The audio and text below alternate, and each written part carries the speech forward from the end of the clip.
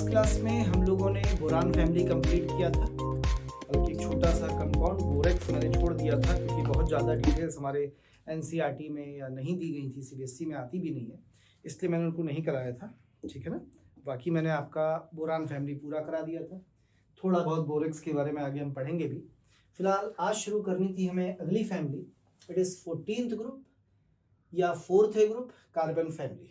चलिए मिलते हैं कार्बन फैमिली के एलिमेंट से। सबसे पहले तो कार्बन फैमिली में जो एलिमेंट्स हमारे पास आते हैं बेटा, उसमें पहले नंबर पर है carbon, then silicon, then germanium, then tin और सबसे लास्ट में आता है लेड। आपको याद हो हम इसे ऐसे याद किया करते थे, का सी जी सुन लें, का सी जी सुन लें, carbon, silicon, germanium, tin and lead. यदि हम नेचर की बात करें तो जो कार्बन और सिलिकॉन दो एलिमेंट हैं, ये दोनों एलिमेंट्स कैसे होते हैं बेटा? Non metallic. कैसे एलिमेंट्स हैं दोनों? नॉन मेटल्स हैं, नॉन मेटालिक एलिमेंट्स होते हैं कार्बन एंड सिलिकॉन। यदि हम जर्मेनियम की बात करें तो ये एक मेटेलॉइड होता है। क्या होता है? इट इज अ मेटेलॉइड, यानी सेमी मेटल, थोड़ी प्रॉपर्टी मेटल्स की, थोड़ी प्रॉपर्टी नॉन मेटल्स की। और बाद के दो एलिमेंट्स की बात करें तो ये दोनों के दोनों मेटल्स होते हैं। बाद के दोनों एलिमेंट क्या होते हैं? मेटल्स होते हैं। आइए थोड़ा सा इनके बारे में जानते हैं। और जहां तक सवाल है इसका, व्हाट इज हियर? टिन। शायद कभी नाम सुना हो, इस टिन को एक नाम दिया जाता है, it is called crying metal. Crying metal क्यों कहते हैं क्राइंग मेटल? कहते हैं टिन का जो स्ट्रक्चर होता है, यदि सॉलिड टिन को एक दूसरे के ऊपर रखा जाए तो इसकी जो लेयर है वो एक दूसरे को स्क्रब करती हैं, घिसती हैं, टकराती है एक दूसरे से, तो एक अजीब सी साउंड आती है। और वो साउंड ऐसी होती है जैसे कोई बच्चा रो रहा हो, इसलिए हम इसे नाम देते हैं क्राइंग मेटल। यानी टिन की यदि हम शीट्स ले लें तो उनकी जो क्रिस्टल्स हैं उनकी रबिंग होती है एक दूसरे पर, जब वो टकराते एक दूसरे से, घिसते हैं, तो अजीब सी आवाज आती है जैसे कोई बेबी रो रहा हो। उस आवाज को बोलते हैं क्राइंग मेटल। जैसे होता है ना, कोई मेटल की टेबल जमीन पर रखकर हम खींचे तो एक अजीब सा साउंड आता है, सुना होगा, ठीक है ना, ची पी जो भी आवाज आती है, तो यहाँ ऐसा साउंड आता है जैसे कोई बेबी रो रहा हो, तो इसको नाम देते हैं क्राइंग मेटल। इसी तरह से बेटा इसको देखिए, लेड। ठीक, लेड बहुत काम आता है रेडियो एक्टिव मटेरियल से बचने के लिए, इसलिए इसे यूज किया जाता है रेडियो एक्टिव रेडिएशन से बचने के लिए। यानी ये रेडिएशन को क्या करता है? शील्ड करता है। तो इसे हम रेडिएशन शील्ड की तरह इस्तेमाल करते हैं। शील्ड मतलब होता है जो बचाता है रेडिएशन से। तो जो भी हमारे रेडियो एक्टिव रेडिएशन है, एकदम लेड के चैम्बर, लेड एक्यूमुलेटर लेते थे अल्फा बीटा पार्टिकल्स की काउंटिंग करने के लिए। तो कभी भी यदि हमारे पास कहीं से अल्फा बीटा गामा रेज या रेडियो एक्टिव हैजार्ड्स आ रहा है, रेडियो एक्टिव डिसइंटीग्रेशन रेज आ रही हैं, तो उनसे बचने के लिए हम शील्ड की तरह किसको इस्तेमाल कर सकते हैं? लेड को इस्तेमाल कर सकते हैं। तो it is a radiation shield material. इसके अलावा ये टॉक्सिक भी होता है और यूज किया जाता है लेड को किसमें? बुलेट्स में। जो बुलेट होती है उसमें लेड का इस्तेमाल होता है। इसीलिए जब किसी को गोली लग जाती है तो लोग कहते हैं ना जहर फैल जाएगा धीरे धीरे, तो जो जहर फैलता है वो इस लेड के कारण ही फैलता है, क्योंकि ये लेड कैसा है? It is a toxic material. ये पॉइजनस होता है, यूज होता है इन बुलेट्स, यूज्ड इन बुलेट। जो हमारी बुलेट्स होती हैं उनमें हम इसे इस्तेमाल करते हैं, बुलेट्स। तो ये ऐसी थोड़ा सा मैंने कार्बन फैमिली के मेंबर के बारे में एक छोटा सा ऐसी आपको आइडिया दिया है।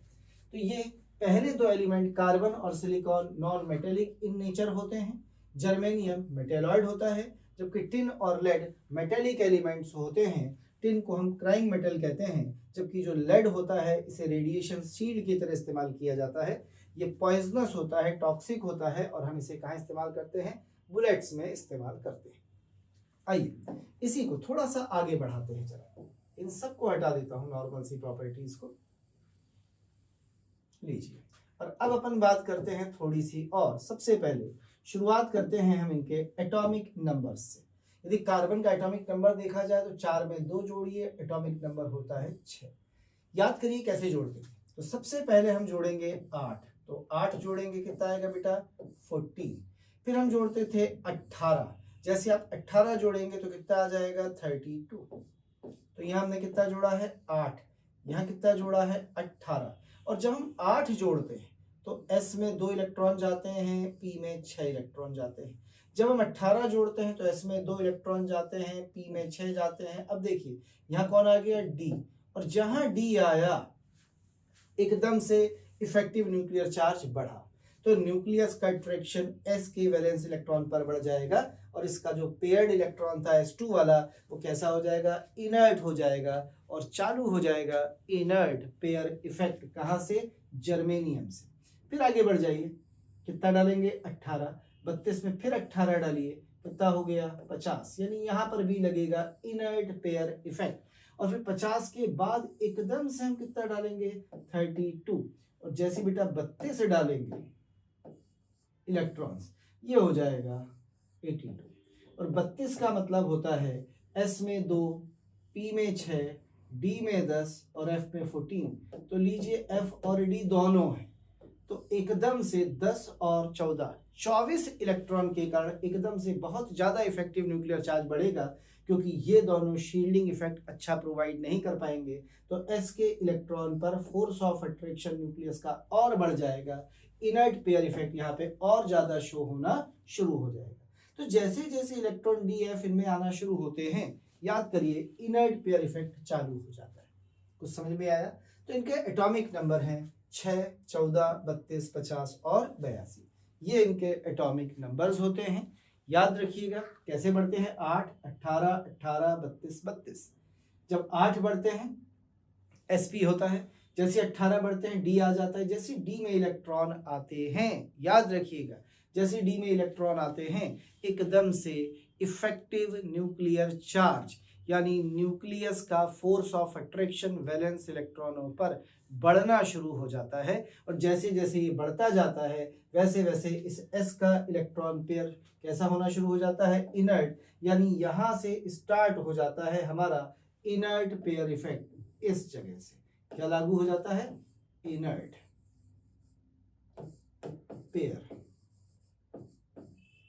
इफेक्ट लगना शुरू हो जाता है। और नीचे की तरफ जाने पर क्या होता है, इंक्रीज होता चला जाता है, यानी ये inert pair effect maximum work करता है किसमें, इन सबसे नीचे वाले यानी लेड में। लीजिए तो ऊपर से नीचे की तरफ आइए, कैसे एटॉमिक नंबर बढ़ रहे हैं मैंने आपको दिखाया है बेटा। जब ये 18, 18, 32 बढ़ना शुरू हो जाता है, डी में आना शुरू हो जाता है, इनर्ट पेयर इफेक्ट लगने लगता है, जो सबसे ज्यादा पाया जाता है किसमें, लेड। अब इस इनर्ट पेयर का क्या फर्क पड़ेगा ये सीखना है, पर उससे पहले मैं लेना चाहूंगा पहली हेडिंग इलेक्ट्रॉनिक कॉन्फ़िगरेशन, फिर आऊंगा इसके इनर्ट पेयर इफेक्ट के कॉन्सिक्वेंसेस यानी ऑक्सीडेशन स्टेट एंड वैलेंसी पर। इतना क्लियर है बेटा जो बोर्ड पर लिखा है? तो एटॉमिक नंबर कैसे बढ़ेगा, ऐसे करके बढ़ेगा। क्लियर, हटा दिया जाए इसको भी। अब बात करेंगे हम इनके इलेक्ट्रॉनिक कॉन्फ़िगरेशन की। चलिए आगे बढ़ जाते हैं नेक्स्ट पेज पे। किसकी बात करेंगे बेटा, इनके इलेक्ट्रॉनिक कॉन्फ़िगरेशंस।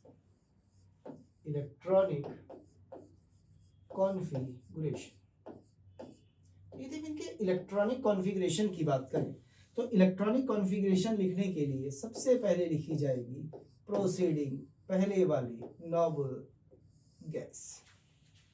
क्लियर है? उसके बाद वैलेंस शेल में इलेक्ट्रॉन आएंगे NS में 2, NP में 2। लीजिए ये होगा इलेक्ट्रॉनिक कॉन्फ़िगरेशन, जहां N किसे रिप्रेजेंट करेगा, N रिप्रेजेंट करेगा पीरियड नंबर को, और ये पीरियड नंबर बराबर होते हैं number of shell around the nucleus. यदि सेकंड पीरियड है तो न्यूक्लियस में 2 शेल होंगे, थर्ड है तो 3 होंगे, फोर्थ होंगे, ऐसे करके। याद है? चलिए इन्हें हटा दिया जाए, थोड़ा सा आगे बढ़ते हैं। इसी कहते हैं जब ये पीरियड नंबर बढ़ने लगता है और N की वैल्यू 4 या 4 से ज्यादा होने लगती है तो D इलेक्ट्रॉन्स भी आने शुरू हो जाते हैं। कैसे देखते हैं अभी सिखाता हूं। सबसे पहले अपने एलिमेंट्स पर वापस आइए जरा। आपके एलिमेंट कौन थे बेटा? एलिमेंट है carbon, silicon, germanium, tin and lead. चल भाई शुरू करते हैं। तो कार्बन से पहले कौन सी नोबल गैस आती है जरा ये बता दें।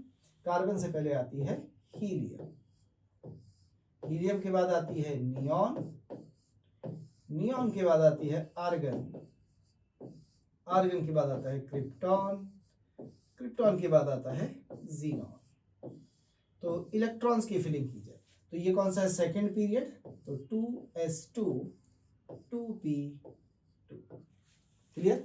अब 8 बढ़े यानी s और p में ही जाएंगे, तो 3s2 3p2।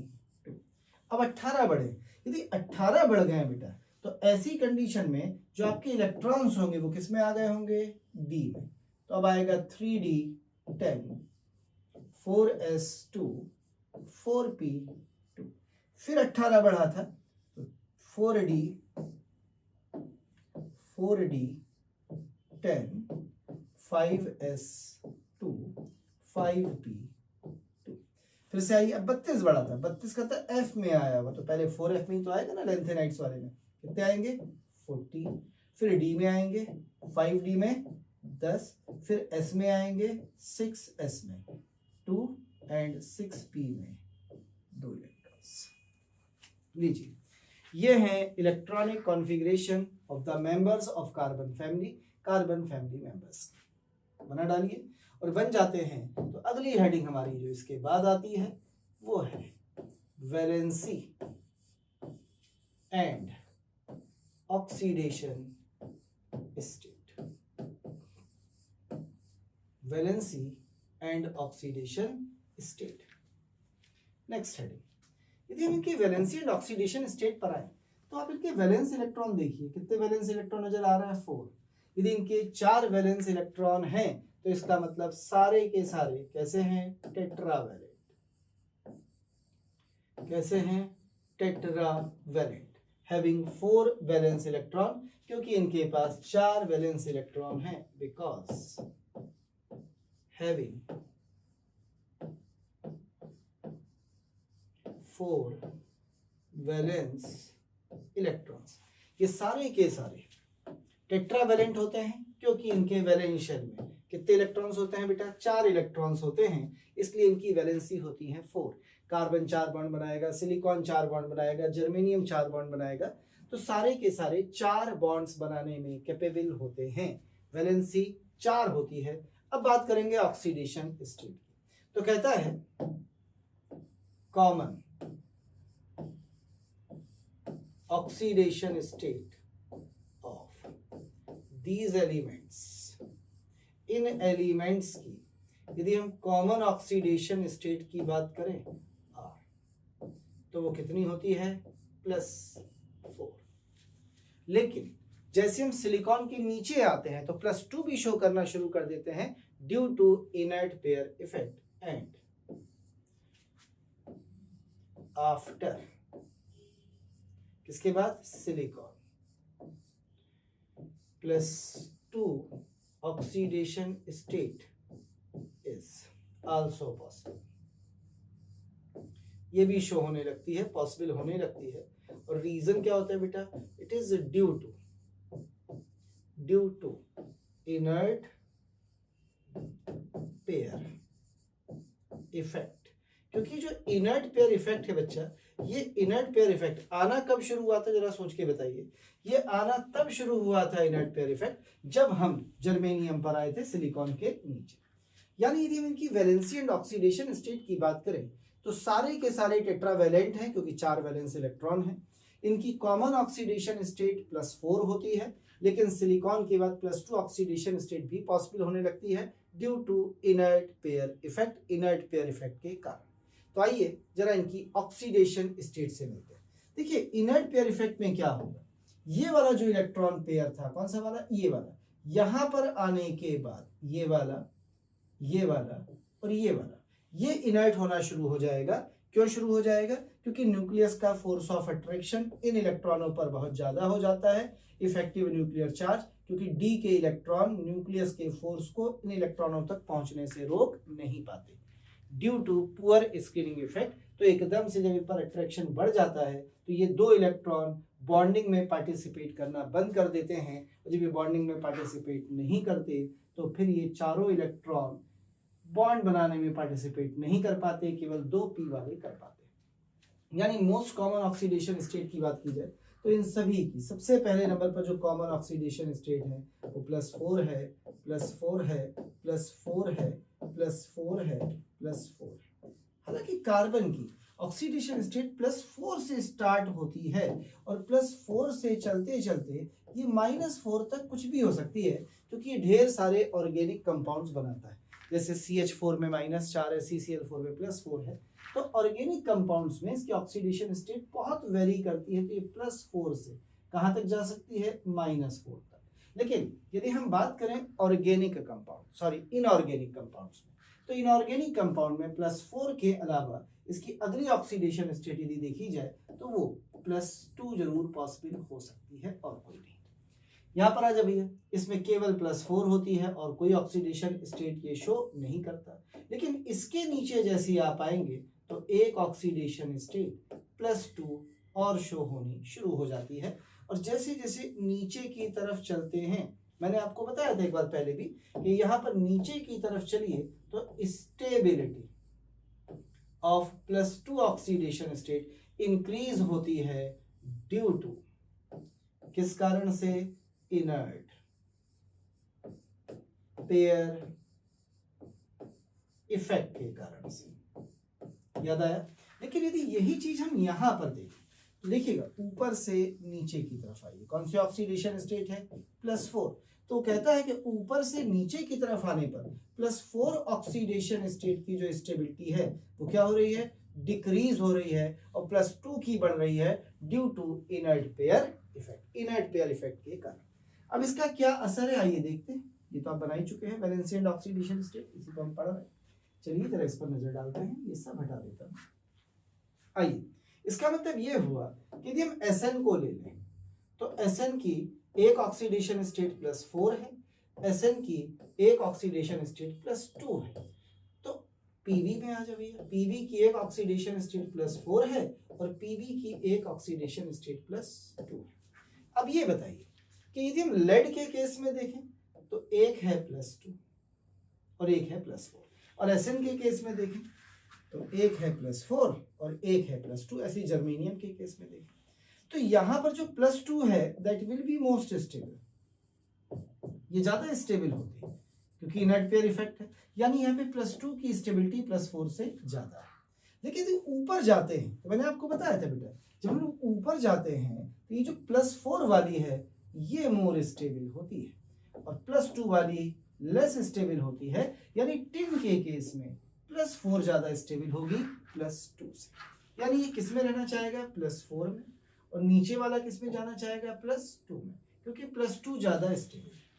तो इसके बिहाफ पर यदि हम कुछ रिएक्शंस बना के देखना चाहें तो नजर डालिएगा जरा बोर्ड पर।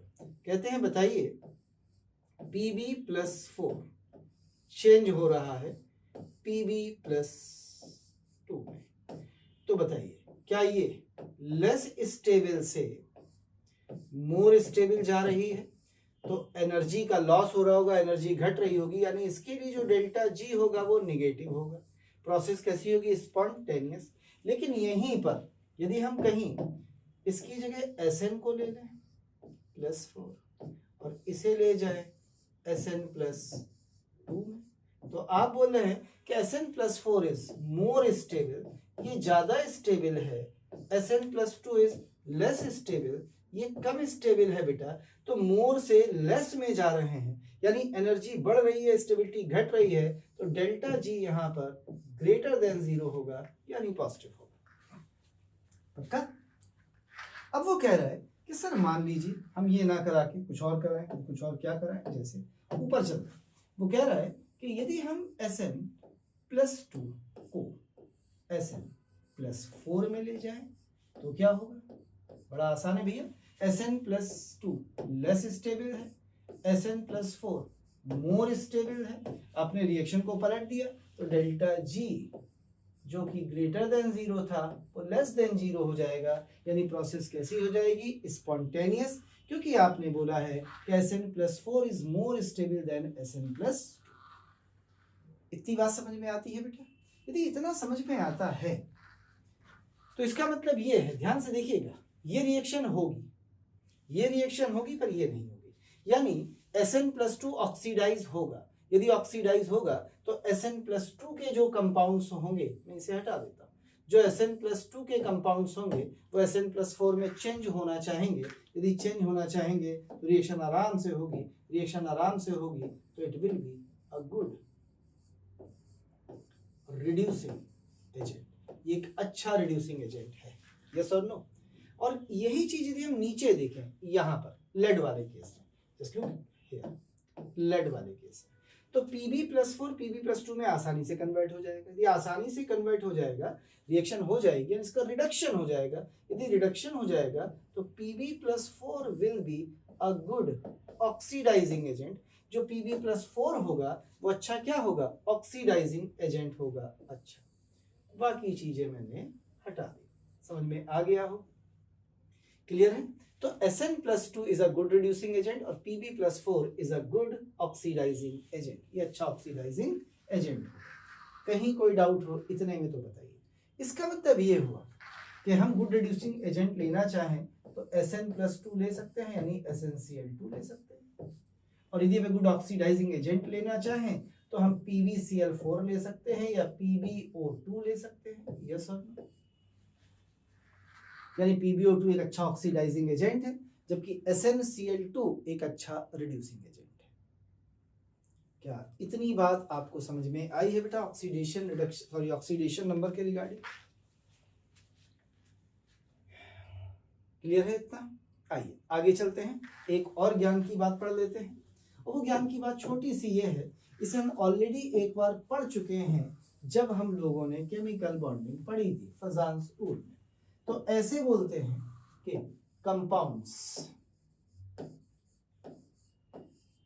विद दो ऑक्सीडेशन स्टेट है, याद रखिएगा, एक लोअर OS एक higher OS।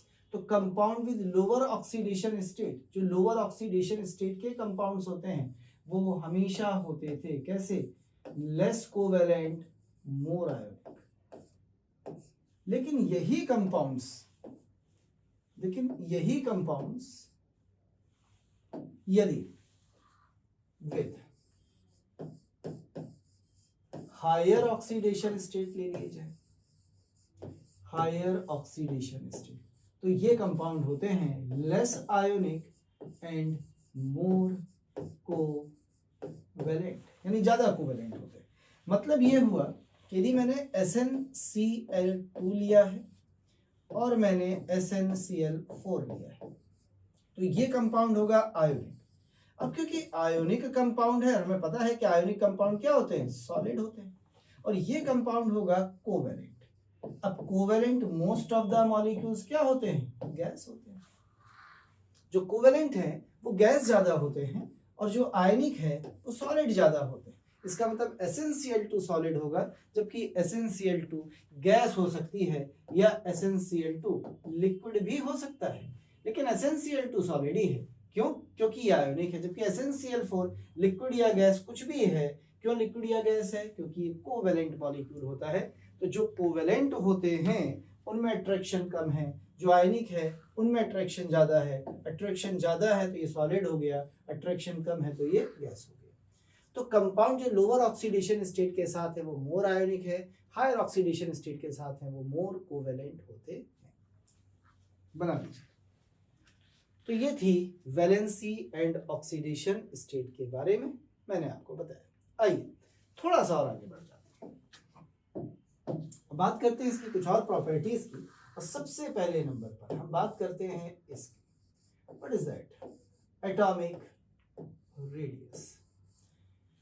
P block element है, एटॉमिक रेडियस बहुत बड़ी नहीं होती, छोटी होती हैं, और जैसे जैसे हम नीचे की तरफ जाते हैं इंक्रीज होती हैं ऑन गोइंग डाउन। नीचे की तरफ जाने पर एटॉमिक रेडियस बढ़ती है। अब जरा इसको बढ़ने के ट्रेंड पे नजर डालिएगा कि बढ़ती कैसे। यदि मैं कार्बन पे आऊं, सिलिकॉन पे आऊं, जर्मेनियम पे आऊं, टिन पे आऊं और लेड पे आऊं, तो नीचे की तरफ आने पर एटॉमिक रेडियस क्या हो रही है, इंक्रीज। तो यहां तो तेजी से इंक्रीज हुई, पर जब हम इसके नीचे जाते हैं तो भी इंक्रीज तो हो रही है, पर यहां जो इंक्रीज होती है वो स्लोली, बहुत ग्रेजुअली इंक्रीज होती है। ग्रेजुअली कहते सर ऐसा क्यों? ऐसा इसलिए होता है बेटा क्योंकि यहीं से लगता है इनर्ट पेयर इफेक्ट। तो यहाँ पे जो न्यूक्लियस है ना, उसका force of attraction valence electron पर बढ़ जाता है, और जब बढ़ जाता है तो इलेक्ट्रॉनों को अपनी तरफ खींचना शुरू करता है। जब वो इलेक्ट्रॉनों को अपनी तरफ ज्यादा खींचना शुरू करता है तो साइज बढ़ना तो चाहता है, पर अट्रैक्शन बढ़ने के कारण उसमें रिडक्शन भी होता है। तो जितना बढ़ना चाहिए था उतना साइज नहीं बढ़ पाता, पर यहाँ पर ऐसा कुछ नहीं है। यहाँ पर इंक्रीजेस अप्रिशिएबली होता है, यानी ठीक ठाक इंक्रीज होता है। क्यों? क्योंकि यहाँ पर तो कोई इनर्ट पेयर इफेक्ट, यानी यहाँ पर एकदम से force of attraction of nucleus, effective nuclear charge उतनी तेजी से नहीं बढ़ा था, क्योंकि यहाँ पे डी इलेक्ट्रॉन्स नहीं आए थे।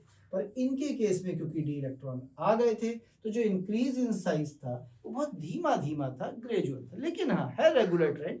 ऊपर से नीचे की तरफ जाने पर इनकी एटॉमिक रेडियस क्या होती है बेटा? बढ़ती है। ठीक, थोड़ा सा आगे बढ़ जाओ। इसी में एटॉमिक रेडियस के बाद अगली प्रॉपर्टी की बात कर लेते हैं, और जो अगली प्रॉपर्टी इससे रिलेटेड होती है वो है ये, it is called ionisation energy. बड़ी सिंपल सी चीज है, ऊपर से नीचे की तरफ आइए। जब आप ऊपर से नीचे की तरफ आ रहे हैं तो ध्यान दीजिए नीचे की तरफ आने पर रेडियस बढ़ रही है, तो वैलेंस इलेक्ट्रॉन न्यूक्लियस से दूर जा रहा है, तो आयोनाइजेशन एनर्जी घट रही होगी। इसका मतलब नीचे की तरफ आने पर आयोनाइजेशन एनर्जी डिक्रीजेस होती है। Ionization energy decreases on going down, but एक छोटी सी समस्या है, यानी कार्बन की ज्यादा है किससे? सिलिकॉन से।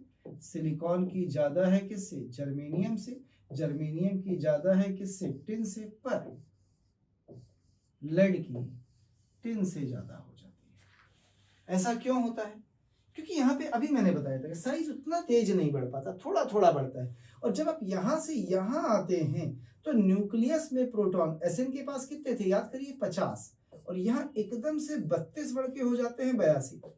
तो न्यूक्लियस का चार्ज तो बहुत ज्यादा हो गया और रेडियस थोड़ी सी बढ़ी, तो न्यूक्लियस की पावर तो बहुत बढ़ गई और रेडियस थोड़ी सी बढ़ी, तो न्यूक्लियस का अट्रैक्शन वैलेंस इलेक्ट्रॉन पर एकदम से बढ़ गया तेज। और जब एकदम से तेज बढ़ा तो इसे निकालने के लिए दी जाने वाली एनर्जी इसके ऊपर वाले Sn से कैसी होने लगी? ज्यादा। इसीलिए इससे 2 इलेक्ट्रॉन तो फिर भी निकल गए थे p वाले, उसके बाद तो निकलने ही बंद हो गए थे due to inert pair effect. तो याद रखेंगे कि जो आयोनाइजेशन एनर्जी है नीचे जाने पर रेगुलरली घटती है, पर जो लास्ट के 2 एलिमेंट है टिन और पीबी, उनमें आयोनाइजेशन एनर्जी लेड की टिन से ज्यादा हो जाती है, क्योंकि यह force of attraction of nucleus तेजी से राइज हो जाता है।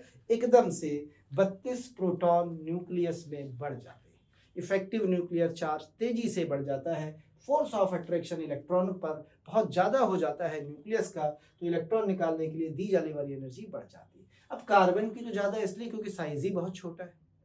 जब साइज बहुत छोटा है तो अट्रैक्शन भी ज्यादा ही होगा, इसलिए कार्बन की ज्यादा है। नीचे आ रहा है, रेडियस बढ़ रही है, रेडियस बढ़ रही है, इलेक्ट्रॉन दूर जा रहा है, अट्रैक्शन घट रहा है, तो फोर्स ऑफ अट्रैक्शन कम होने से आयोनाइजेशन एनर्जी कम होने लगती है।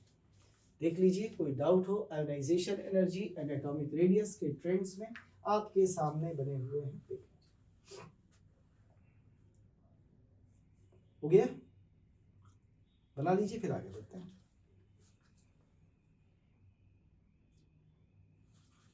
चलिए, हम 2 प्रॉपर्टीज से एक साथ मिलते हैं, boiling point and melting point. तो 2 प्रॉपर्टीज देखने जा रहे हैं। सबसे पहले बात कर रहे हैं बॉइलिंग पॉइंट्स।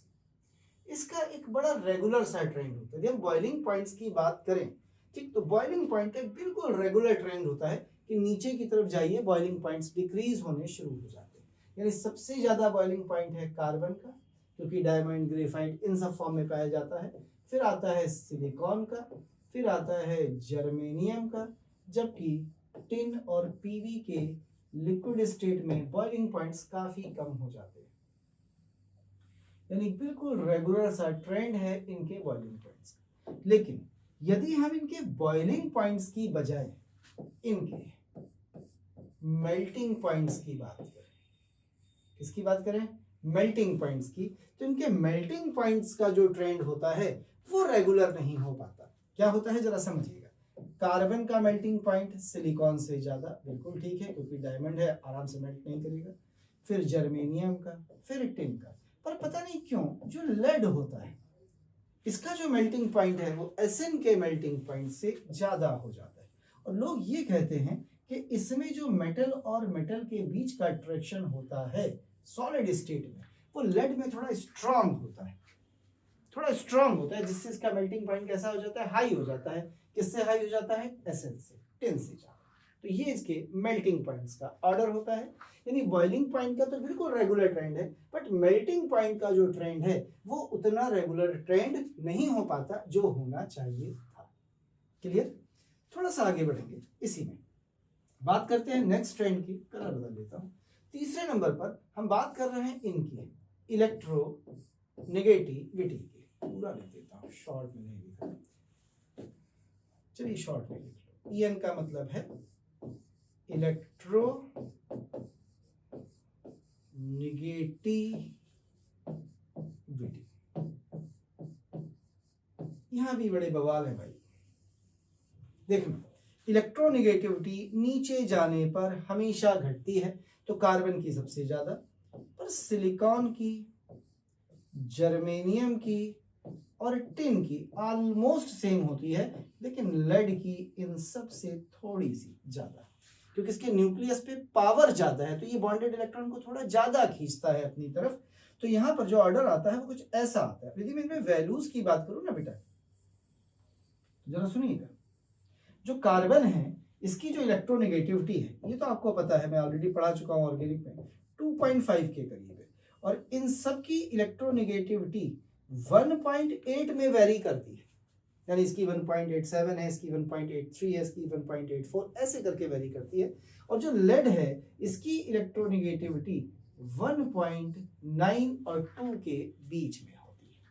यानी एकदम से जो इलेक्ट्रोनेगेटिविटी लेड की है वो Sn से, जर्मेनियम से, सिलिकॉन से ज्यादा। यानी मोस्ट इलेक्ट्रोनेगेटिव कौन है, कार्बन। और सेकंड मोस्ट इलेक्ट्रोनेगेटिव एलिमेंट कभी पूछा जाए तो दैट विल बी लेड। ये सेकंड मोस्ट इलेक्ट्रोनेगेटिव एलिमेंट होता है कार्बन फैमिली का। तो लीजिए, बॉइलिंग पॉइंट आपके पास है, मेल्टिंग पॉइंट आपके पास है, इलेक्ट्रोनेगेटिविटी आपके पास है। इसके बाद अपन बात करेंगे डेंसिटी की। इनको बनाइए, क्या बगल में लिख दूं डेंसिटी भी, कलर कुछ नया ग्रीन ले लेते हैं। चलिए बात करते हैं डेंसिटी। देखिए, डेंसिटी को समझने से पहले एक बात समझिए, ये जो कार्बन है ये बहुत सारी फॉर्म्स में पाया जाता है। तो इस कार्बन की डेंसिटी ना सिलिकॉन से ज्यादा हो जाती है जब ये कार्बन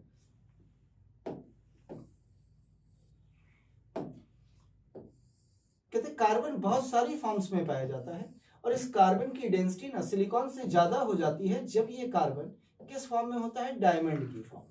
यानी डायमंड की फॉर्म में कार्बन की डेंसिटी सिलिकॉन से ज्यादा है, क्योंकि इसकी डेंसिटी 3.51 है और इसकी 2.4 के करीब होती है। तो ऐसी कंडीशन में इसकी है 3.51 और इसकी 2.4 के करीब अप्रोक्सीमेट।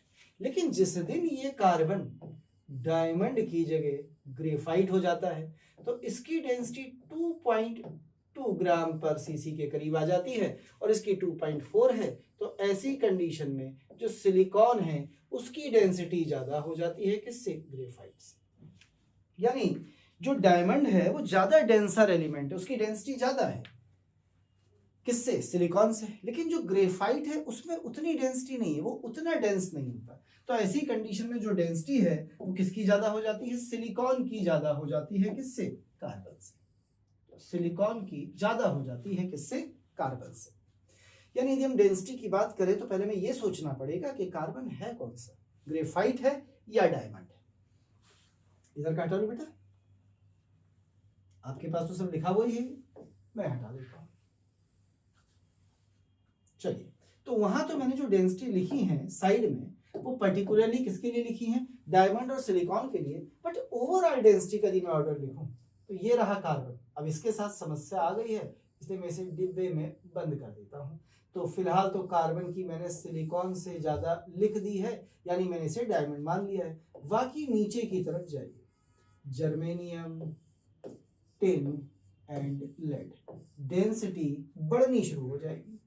कहते सर ऐसा क्यों, अभी तो बताया था कि जैसे जैसे हम नीचे की तरफ जाएंगे तो सिलिकॉन के बाद एकदम से क्या था, इनर्ट पेयर इफेक्ट वाला कॉन्सेप्ट, यानी न्यूक्लियस का चार्ज बहुत बढ़ गया तो उसने इलेक्ट्रॉनों को अपनी तरफ खींचना शुरू कर दिया।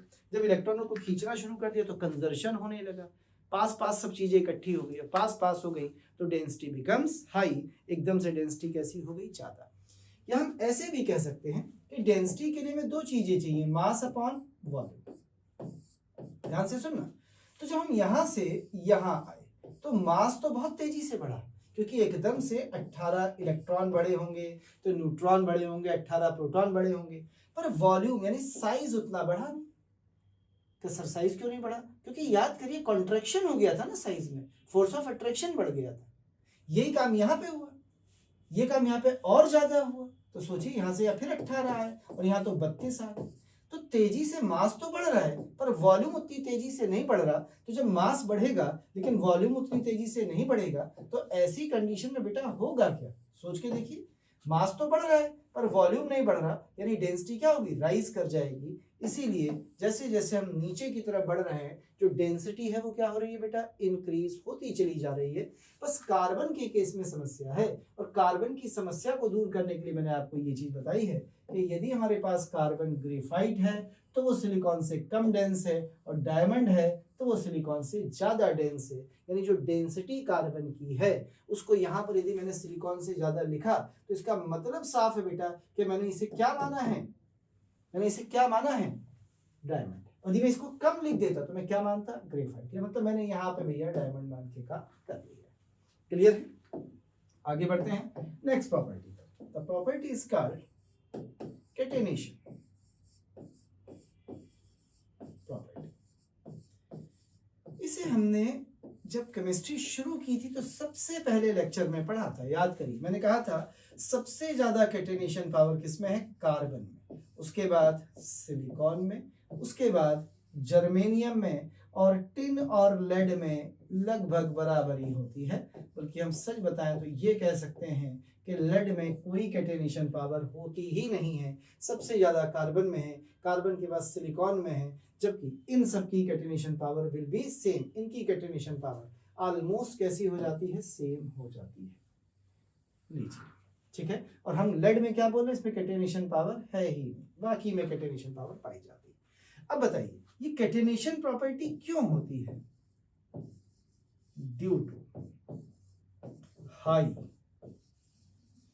Bond strength and bond energy of carbon carbon bond. यानी सिंपल सा कॉन्सेप्ट है, हम दो एटम्स के बीच में बॉन्ड बनाएंगे, यदि उसकी स्ट्रेंथ ज्यादा है, उसकी बॉन्ड एनर्जी ज्यादा है, बॉन्ड स्ट्रांग है तो कैटेनेशन पावर होगी, बॉन्ड वीक है तो कैटेनेशन पावर या तो होगी नहीं या कैटेनेशन पावर कम होगी।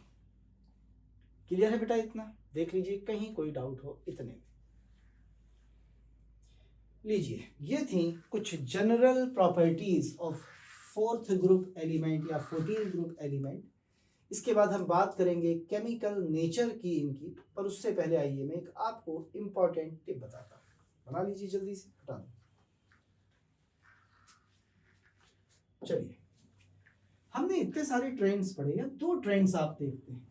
एक ट्रेंड्स वो है जो रेगुलर ट्रेंड है। रेगुलर ट्रेंड्स यानी जिनमें कोई वो नहीं है कि कहीं घटा कहीं बढ़ा। तो वो रेगुलर ट्रेंड आपको दो मिले। कौन कौन से?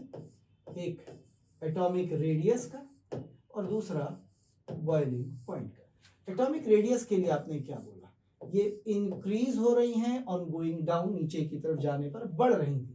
तो आपका जो रेडियस का ऑर्डर आया था वो ये आया था, सबसे कम कार्बन की, कार्बन से बड़ी सिलिकॉन की, सिलिकॉन से ज्यादा जर्मेनियम की, जर्मेनियम से ज्यादा टिन की, और टिन से ज्यादा लेड की।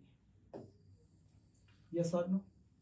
और जब यही ऑर्डर आपने बॉइलिंग पॉइंट्स के लिए लिया था तो उल्टा था, सबसे ज्यादा कार्बन का, फिर सिलिकॉन का, फिर जर्मेनियम का, फिर टिन का, और फिर लेड सॉल्यूशन का। ये आपके बॉइलिंग पॉइंट का ऑर्डर था, पर था रेगुलर। एक रेगुलरली नीचे जाने पर बढ़ रही थी और बॉइलिंग पॉइंट रेगुलरली नीचे जाने पर घट रहा था। यानी नीचे जाइए बीपी घटेगा, नीचे जाइए रेडियस बढ़ेगा। तो ये दो तो रेगुलर ट्रेंड्स थे। अब जरा बात कर लेते हैं उन ट्रेंड की जो रेगुलर नहीं थे। कौन से थे? इर्रेगुलर ट्रेंड्स, यानी जो परेशान करते हैं। जो परेशान करते हैं। तो इसे याद करने का तरीका है कि इन्हें इंपॉर्टेंस दें, इन्हें ऐसे लिखेंगे, इन्हें इंपॉर्टेंस दें या चलो ऐसे इन्हें इंपॉर्टेंस दें। किन्हें इंपॉर्टेंस दें? इरेगुलर ट्रेंड्स को इन्हें इंपॉर्टेंस दें। मतलब इन्हें इंपॉर्टेंस दें, समझिएगा, सीखिएगा इस ट्रिक को। इन्हें का मतलब इलेक्ट्रोनेगेटिविटी, आई का मतलब आयोनाइजेशन एनर्जी, एमपी का मतलब मेल्टिंग पॉइंट, डी का मतलब डेंसिटी। ये रेगुलर हैं, चेक करिए, ये रेगुलर नहीं है, यानी ऊपर से नीचे जाने पर घट रही हो या ऊपर से नीचे पर बढ़ रही हो, ऐसी नहीं। ये ट्रेंड्स कैसे हैं? इरेगुलर। तो आप ऐसे पढ़ सकते हैं ना, इन्हें इंपॉर्टेंस दें क्योंकि ये रेगुलर है, सीरियल सीधे सीधे है भैया, रेगुलर ट्रेंड्स है, कोई बहुत इंपॉर्टेंस देने की जरूरत पर इन्हें इंपॉर्टेंस देनी पड़ेगी, इससे क्वेश्चन आ जाते हैं।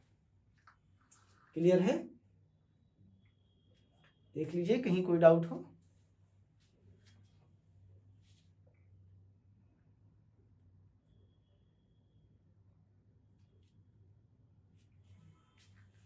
अच्छा, और कोई तरीका चाहिए तो ऐसे भी हो सकता है, ऐसे होता है आई कहते हैं ना माँ को, आई इन्हें एमपी दो, एमपी दे दो। आई का था ionisation energy, electronegativity, MP Madhya Pradesh दे दे, मेल्टिंग पॉइंट। कैसे भी याद कर लीजिए, ट्रिक बनाना बहुत बड़ा काम नहीं है, बड़े आसानी से ट्रिक्स बन जाती है। तो रेगुलर ट्रेंड कौन से हैं, इरेगुलर ट्रेंड कौन से हैं, ये मैंने आपको बता दिया। चलिए बस इसके बाद हम बात करेंगे थोड़े से इन्हीं एलिमेंट्स की कुछ और प्रॉपर्टीज की, जिन्हें बोलते हैं इनकी थोड़ी सी केमिकल नेचर की। और केमिकल नेचर में सबसे पहले नंबर पर मैं आपको एक छोटी सी चीज बताऊंगा, डिस्कार्ड कॉम्प्लेक्स फॉर्मेशन, पर नॉट टुडे, आज नहीं, अगली क्लास में हम इसमें पढ़ेंगे कॉम्प्लेक्स फॉर्मेशन क्या होता है। हम इसमें पढ़ेंगे दूसरे नंबर पर रिएक्शन विद वाटर, ये कैसे रिएक्ट करते हैं। हम पढ़ेंगे रिएक्शन विद हेलोजन्स, ये कैसे हेलोजन से रिएक्ट करते हैं। हम सीखेंगे इसी के अंदर एलोट्रॉपी क्या चीज होती है। इन सारी की सारी चीजों के बारे में हम पढ़ेंगे केमिकल नेचर। कॉम्प्लेक्स फॉर्मेशन सीखेंगे, वाटर से रिएक्शन कराएंगे, क्लोरीन यानी हेलोजन से रिएक्शन कराएंगे, एलोट्रॉपी सीखेंगे क्या होती है, और फिर आ जाएंगे नेचर ऑफ कंपाउंड्स पर, और फिर पढ़ेंगे इनके कंपाउंड्स। कंपाउंड में कार्बन डाइऑक्साइड, कार्बन मोनोऑक्साइड केवल 2 पढ़ने हैं आपको। थोड़ा सा हमें पढ़ना है गिलास के बारे में, बहुत हल्का फुल्का, थोड़ा सिलिकेट्स और सिलिकॉन्स के बारे में, चैप्टर खत्म। बस इतना सा आज हम इसे केवल यहाँ तक रखेंगे। अगली class I will start from here. Thank you, धन्यवाद, शुक्रिया। ट्रिक याद रखिए, इन्हें इंपॉर्टेंस दें क्योंकि ये रेगुलर हैं, रेगुलर वाले एग्जाम में कम आते हैं, इरेगुलर वाले ज़्यादा पूछे जाते हैं। आज यहाँ तक, थैंक यू बेटा।